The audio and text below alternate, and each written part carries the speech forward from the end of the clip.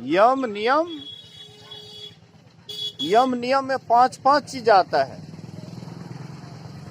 यम में भी 5 चीज आता है, नियम में भी 5 चीज आता है। यम में 5 चीज आता है: सत्य, अस्तेय, अपरिग्रह। सत्य, अस्तेय, अपरिग्रह, अहिंसा,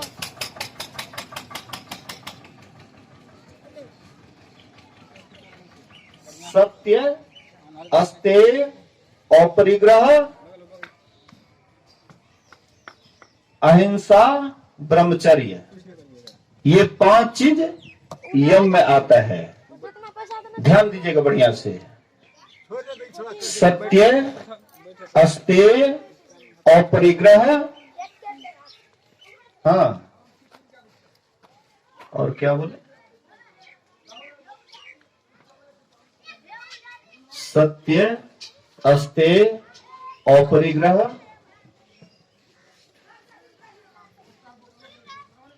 अहिंसा या ब्रह्मचर्य। ये 5 चीज यम में आता है।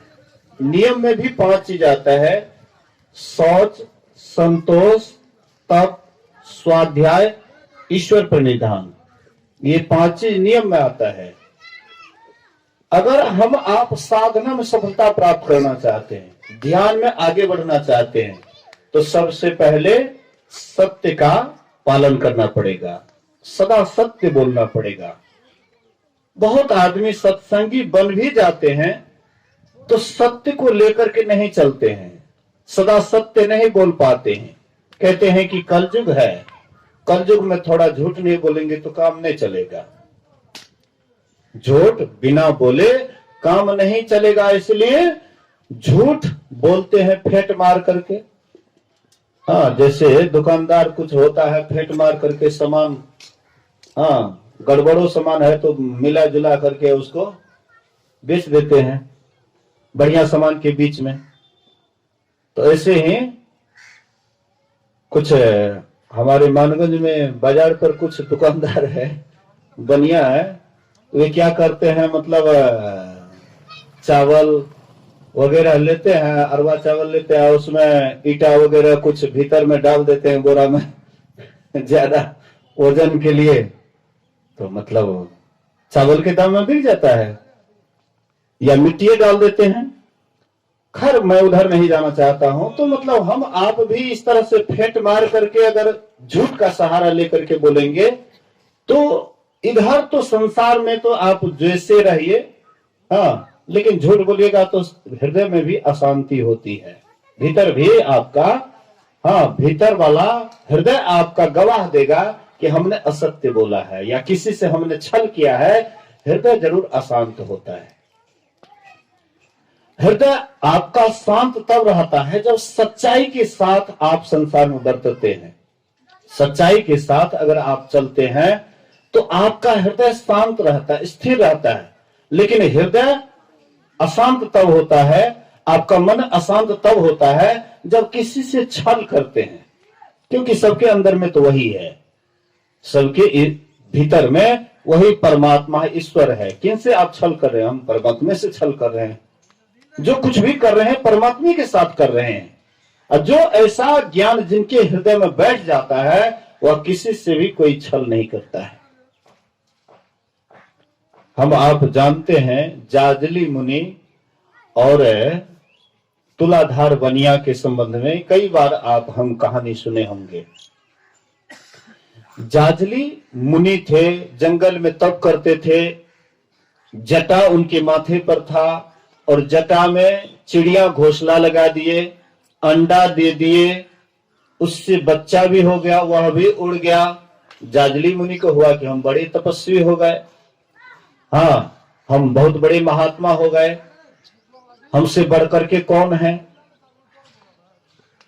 तो वे जैसे मन में अहंकार हुआ, आकाशवाणी होती है कि ए जाजली मुनि, अभी तो तुम तुलाधार बनिया के भी बराबर नहीं हुए हो और कहते हो कि हम बड़े तपस्वी हो गए, हम बड़े महान हो गए। अभी तुम तुलाधार बनिया के भी बराबर नहीं हुए हो। अब तुलाधार बनिया कौन थे? काशी में बनियोटी करते थे, दुकानदारी करते थे। जैसे हमारे डीलर साहब हैं, बोलिए श्री सदगुरु। हाँ, डीलर साहब दुकानदारी करते हैं। तो वैसे तुलाधार बनिया भी दुकानदारी करते थे। उनका वृद्ध माता पिता था, वे उनकी भी सेवा करते थे। वृद्ध माता पिता के भी बड़ी श्रद्धा से सेवा करते थे, पूरे परिवार का भरण पोषण करते थे। और जो भी समय मिलता था सुबह शाम ध्यान भजन भी करते थे, लेकिन सत्यता के साथ चलते थे, असत्य कभी भी व्यवहार नहीं करते थे। दुकानदार जो भी ग्राहक आते थे उनको सोचते थे कि ये भी भगवाने हैं, अब भगवान से कैसे छल करें।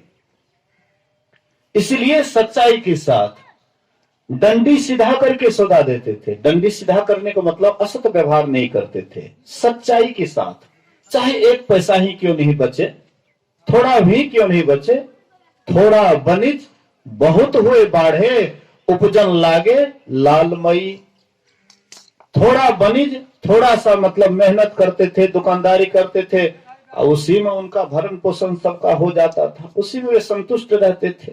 जो थोड़े धन में संतुष्ट रहते हैं वे कभी भी असत मार्ग को नहीं अपनाते हैं। बोलिए श्री सदगुरु। याद कीजिएगा, जो थोड़े में संतुष्ट होते हैं, जितना है उसी में जो संतुष्ट होते हैं, और धीरे धीरे उसको अंदर वाला धन मिल जाता है। जो थोड़े में संतुष्ट, बाहर में थोड़ा धन में आप संतुष्ट हो जाते हैं तो अंदर वाला धन उनको मिलने लग जाता है। सच्चाई के साथ आप व्यवहार करते हैं, सच्चाई के साथ चलते हैं, हाँ, असत से आप दूर रहते हैं, थोड़े में संतुष्ट रहते हैं। संतोष आपका परम धन है, जितना ही होता उसी में संतुष्ट। इसका मतलब मैं ये नहीं कहता हूं कि हाथ पर हाथ देख के बैठे रहिए, ये मैं नहीं कहता, लेकिन जितना होता है उसी में अगर आप संतुष्ट रहते हैं तो भीतर वाला परमात्मा धन भेज देते हैं उनको। और जिनको भीतर वाला धन मिल जाता है तो बाहर में ललायत नहीं रहता है। हाँ, लालायित वे रहते हैं बाहर में जिनको अंदर वाला धन नहीं मिलता है, तो वे खोजते रहते हैं कहां मिलेगा, कहां जाएंगे, क्या मिलेगा, नहीं मिलेगा, बिल्कुल अशांत रहता है। तो तुलाधार बनिया को भी भीतर वाला धन मिला था और बाहर में जो होता था उसी में संतोष। कबीर साहब की जीवनी को पढ़िए। कबीर साहब आज का खर्चा जब हो जाता था तो कबीर साहब कल के लिए नहीं सोचते थे। बोलिए श्री सदगुरु महाराज की। हम आप तो साल भर का खर्चा जमा कर लेते हैं तो यो चिंतित रहते हैं। एक सेठ जी को, हाँ, बहुत धन था, तो सेठ जी मुनीम को बुलाए और मुनीम से कहते हिसाब किताब करो तो मेरे पास कितना धन है और कितना पुस्तक, बैठे बैठे अगर बिना काम के भी नहीं भी काम करेगा, बैठे बैठे भी अगर खाएंगे तो कितना पुस्त जाएगा। तो मुनीम साहब हिसाब किताब करके बोले कि आपके खानदान में 10 पुस्त तक आराम से बैठे हुए यह धन जाएगा, बिना काम किए हुए खाएंगे 10 पुस्त तक जाएगा। सेठ जी रोने लग गए। बोलिए श्री सदगुरु। रोने लग गए, बोले कि भाई क्यों रोते हो? बोले कि 11वां पुस्त क्या खाएगा? 10 पुस्त तक हो गया लेकिन 11वां क्या खाएंगे? बस वही हाल हम लोगों का है। आजकल गरीब से गरीब आदमी, बिल्कुल जो गरीब है, वे भी 3 समय भोजन करते हैं। क्या सही है या गलत है? आजकल के समय में गरीब से गरीब आदमी जो जोन बैन करता है, सीजन में कम से कम बढ़िया से जोन बैन कर ले तो साल भर तक आराम से खाता है। हाँ, जो आलसी है, कुछ करना ही नहीं चाहेगा, उसकी तो अलग बात है, वो तो सदा दुखी ही रहेंगे और सब दिन भगवान को दोष देते रहेंगे। कहने का आशा है सच्चाई के साथ तो वे भी बनियोटी करते थे लेकिन किसी के साथ भी छल प्रपंच नहीं करते थे, एकदम सबको भगवान के समान मानते थे। तो जाजली मुनि को अहंकार हो गया और आकाशवाणी हुई कि तुम अभी तुलाधार बनिया के भी बराबर नहीं हो। तो बोले कि कहां है वह तुलाधार बनिया? बोले कि काशी में। तो ये पता लगाते लगाते गए, दुकानदारी कर रहे थे, ग्राहक लगा हुआ था, सबको दे रहे थे। इसको गुस्सा आ गया, कहते हैं तुम नहीं देखते हो कि महात्मा तुम्हारे दुकान के सामने में खड़ा है और तू ग्राहक के पीछे लगा है? तो कहते हैं कि देखिए महाराज, आप ऐसे नहीं सोचिएगा। हाँ, जैसे आप, हाँ, आपके माथे पर जटा में चिड़िया घोंसला लगा दिए, अंडा दे दिए, हाँ, उससे बच्चा हो गया, तो इसी का आपको अहंकार हो गया, तपस्या का अहंकार हो गया। हाँ, बोले कि तुम घर बैठे मेरी तपस्या की बात को कैसे जान गया? बोले कि देखिए महाराज, मैं किसी से छल नहीं करता हूं, जो भी ग्राहक आता है मैं उसको भगवान के समान मानता हूं, और वृद्ध माता पिता की सेवा करता हूं। जितना भी समय मिलता है वो समय मैं ईश्वर के भक्ति में लगाता हूं, व्यर्थ समय नहीं गवाता हूं। कहने का मतलब है, हम आप घर गृहस्थी में रहते हुए भी अगर सत्य का व्यवहार करें, सत्यता को अपना लें, तो सिद्धि तो नौकर चाकर है। लोग कहते हैं नहीं, ध्यान भजन करे छिए बाबा, अपनी तो कहां कुछ देखे छिए हो, भजन वेद ला लिए, इतनी दिन भए गेलै, ध्यान भजन करे छिए, अखन तक कुछ हो नहीं, वो तो एकदम अगले बगल में घूमे छे, लेकिन मन वही ढंग के नहीं बनले है। वही तरह के अगर मन भए साफ सुथरा, मन में कोई छल परपंच नहीं, हाँ, कोई तरह के भी मन में छल परपंच नहीं, सबके ईश्वर के ही रूप अगर देखल जेते, सबके अंदर में एक ही परमात्मा विराजे छे, ककरो साथ कोई तरह के, हाँ, वही ढंग के गलत व्यवहार अगर नहीं सोचल जाए, तो सिद्धि तो आगा पीछा करे लगते। कुछ दिन के ही ध्यान भजन में साधना में सफलता मिल जेते, लेकिन एहन मन साफ नहीं भए रहल छे, त्या लगे ई सब भए रहल छे। भगवान राम कहे छे, मोही कपट छल छिद्र न भावा, निर्मल मन सो मोहि पावा। जकर मन निर्मल भए वो तो हमरा तुरंते प्राप्त कर लेते, लेकिन मन में जब कपट छे, छल प्रपंच छे, तो एक जन्म के लिए के कहे, कई जन्मों तक भी वो अगर हमरा प्राप्त करे के लिए चाहते तो नहीं कह सके।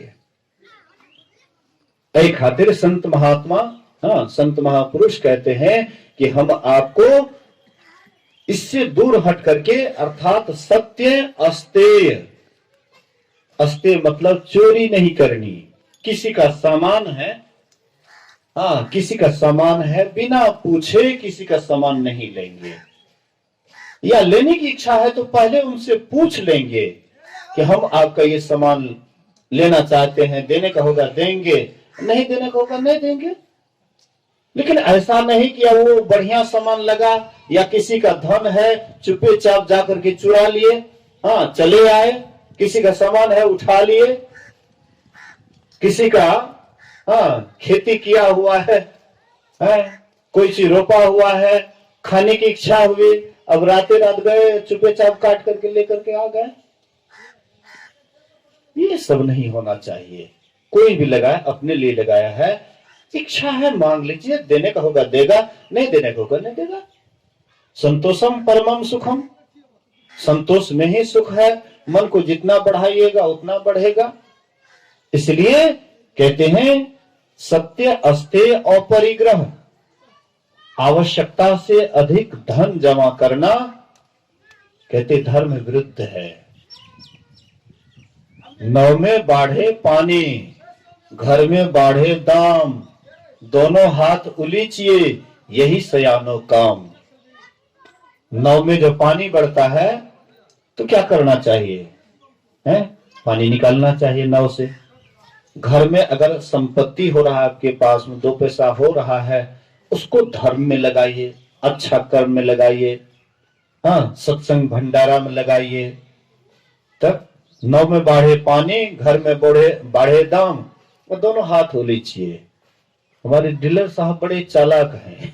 कुछ दिन जब सत्संग नहीं करवाते हैं, कहते बाबा है कति दिन से नहीं कर लिए, परसों तरसों फोन कर ले, कल के बाबा कति दिन सत्संग नहीं बोले, आवा ना सत्संग क्या दे, हम कहे घंटा रहे नहीं बाबा बहुत दिन भाग लिया, जल्दी आवा सत्संग क्या था। मतलब इनके अंदर में जैसे ही, हाँ, मन में होता है तो मतलब, हाँ, करना है तो करना है। कभी कभी बाबा लोगों को भी बुला करके करवा लेते हैं, और बहुत दिनों से बाबा लोग नहीं आए तो बाबा में जो छोटका बाबा उसी को बुला लेते हैं, कभी कभी बड़कों को बुला लेते हैं। मतलब खर्चा करते रहते हैं, खर्च करते रहते हैं। और खर्च करते रहते हैं तो कमी भी नहीं होती है।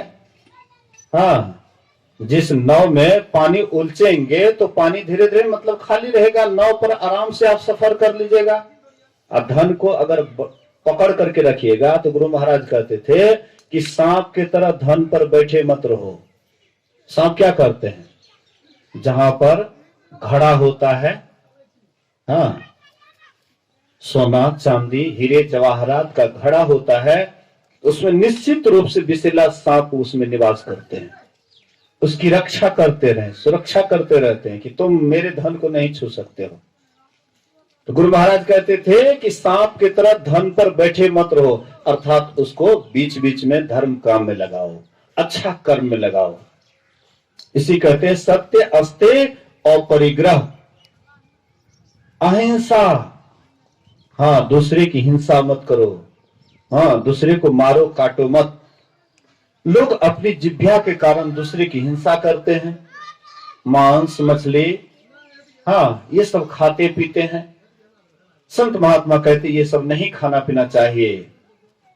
भांग तंबाकू छूतरा अफीयू और शराब, कह कबीर इनको तजे तब पावे दीदार। मांस मछलियां खात है सुरापान से हेत, अते नर जड़ से जाएंगे जो मूली की खेत। मूली के खेत में जब हम मूली उखाड़ लेते हैं तो खेत में कुछ भी नहीं बचता, पूरा खाली खेत हो जाता है। इसलिए गुरु महाराज कहते थे कि तुम भी धर्म के खेत से उखड़ जाओगे, कुछ नहीं बचेगा। इसलिए मांस मछली नहीं खाओ, दारू ताड़ी नहीं पियो, जो खाने की वस्तु है खाओ, और जो नहीं खाने की वस्तु है वह मत खाओ। संयम में रहो, संयमित रहो, तब तुम ईश्वर भक्ति कर पाओगे। अहिंसा, ब्रह्मचर्य। ब्रह्मचर्य मतलब जो गार्हस्थ जीवन में है, तो गार्हस्थ जीवन में रहते संतान उत्पत्ति हेतु, हाँ, पति पत्नी का संजोग हो, इसमें ग्रंथ भी आपको मना नहीं करते हैं। वेद उपनिषद संत महापुरुष का भी ज्ञान आपको नहीं रोकता है, लेकिन संतान हेतु पति पत्नी का संजोग हो, इसको ब्रह्मचर्य खंडन नहीं कहते, बल्कि खंडन भी होता है। इससे संसार के भलाई के लिए आपका ये काम हो रहा है। इसलिए बाद बाकी जो हमारा आपका ब्रह्मचर्य खंडन होता है तो वह ठीक नहीं है, और वह आपको ध्यान भजन में भी, साधना में भी बाधा डालते हैं। इसलिए ब्रह्मचर्य का पालन करना चाहिए। 5 यम हो गया, 5 नियम हो गया, शौच, संतोष, स्वाध्याय, ईश्वर प्रणिधान। शौच अर्थात पवित्रता, शुचियाचार। जब तक हम पवित्रता से नहीं रहते हैं, ध्यान भजन में भी सहयोग नहीं बनता है। मान लीजिए आपका शरीर अपवित्र है, अपवित्र शरीर से मतलब कहने का है, जैसे आप शौच जाते हैं, हाँ, शौचालय जाते हैं, तो शौचालय जाने के बाद आपको कैसे व्यवहार करना चाहिए, इस पर भी ध्यान देना चाहिए। बोलिए श्री सद्गुरु। बहुत आदमी इस पर ध्यान नहीं देते हैं। जैसे जानवर रहता है, जानवर पैखाना करते हैं, पेशाब करते हैं, उसी पर बैठते हैं, उसी पर लेटते हैं, पूरा शरीर पैखाना पेशाब लगा देते हैं। तो वैसे ही अगर आपका भी स्वभाव है कि शौच गए उसके बाद हाथ मटियाने का कोई ठिकाना नहीं है, कितना आदमी मटिएगो नहीं करता है, और कितना आदमी मटिएगो करता है तो मटियाना ना मटियाना बराबरे होता है। शौच से आए, बगल वाला काली मिट्टी, थूक खखार वाला अगल बगल में पानी पड़ते रहता चापाकल का, वही मिट्टी थोड़ा सा लिए, हाथ में लेप लिए, उसके बाद चले गए ला खाने के लिए। अब भोजन दिया परोस करके, और खा लिया। जानवर और मनुष्य में कोई अंतर नहीं है, इससे बढ़िया जानवर है, कम से कम पशु है, ज्ञान नहीं है, विवेक नहीं है, इसलिए वह जैसे तैसे चलता है। लेकिन हम मनुष्य हैं, विवेकशील प्राणी हैं, शौच जाना चाहिए तो थोड़ा ध्यान दीजिए।